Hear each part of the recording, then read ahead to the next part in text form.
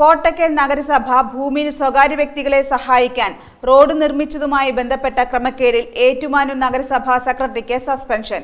Vigilance റിപ്പോർട്ടിന്റെ അടിസ്ഥാനത്തിൽ തദ്ദേശ സ്വയംഭരണ വകുപ്പ് അഡീഷണൽ സെക്രട്ടറിയാണ് ഏറ്റുമാനൂർ നഗരസഭാ സെക്രട്ടറി എം സുഗതകുമാറിനെ സസ്പെൻഡ് ചെയ്തത്. കോട്ടക്കൽ നഗരസഭ ഭൂമിയിൽ സ്വകാര്യ വ്യക്തികളെ സഹായിക്കാൻ റോഡ് നിർമ്മിച്ചതുമായി ബന്ധപ്പെട്ട ക്രമക്കേടിൽ ഏറ്റുമാനൂർ നഗരസഭാ സെക്രട്ടറിക്ക് സസ്പെൻഷൻ.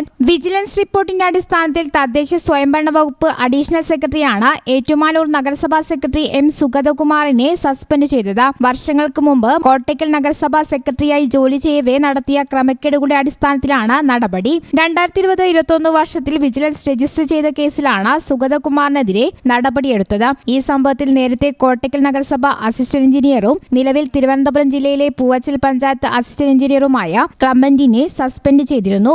കോട്ടക്കൽ നഗരസഭയിൽ കോട്ടക്കുളം ഭാഗത്ത് ഭവനരഹിതർക്ക് വീട് നിർമ്മിക്കാൻ നഗരസഭ സ്ഥലം മാറ്റിവെച്ചിരുന്നു. ഈ 74 സെന്റ് സ്ഥലത്ത് നിന്ന് ഇതിനു സമീപത്തുള്ള സ്വകാര്യ വ്യക്തികൾക്ക് ലാഭമുണ്ടാക്കി നൽകണമെന്ന ഉദ്ദേശത്തോടെ നഗരസഭാ സെക്രട്ടറി റോഡ് നിർമ്മിച്ചു നൽകിയതുവഴി 9.40 സെന്റ് സ്ഥലം നഷ്ടപ്പെടുത്തിയെന്നും റോഡ് നിർമ്മാണത്തിനായി സ്വകാര്യ വ്യക്തി നൽകിയ 2.82 സെന്റ് ഭൂമിയിൽ നിന്ന് 0.89 സെന്റ് മാത്രം ഉപയോഗിച്ചെന്നും ഫണ്ട് വകമാറ്റിയതായും പരാതി ഉയർന്നിരുന്നു.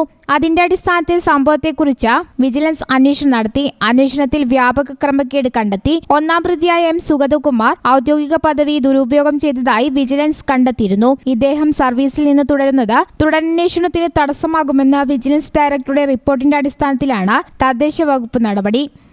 News bureau, Kottakkal. പഠിക്കുന്നത് എംപയർ കോളേജിലാണെങ്കിൽ ജോലി വെറും സ്വപ്നമാകില്ല. Empire college of science, Moodal, Kuttippuram, Malappuram.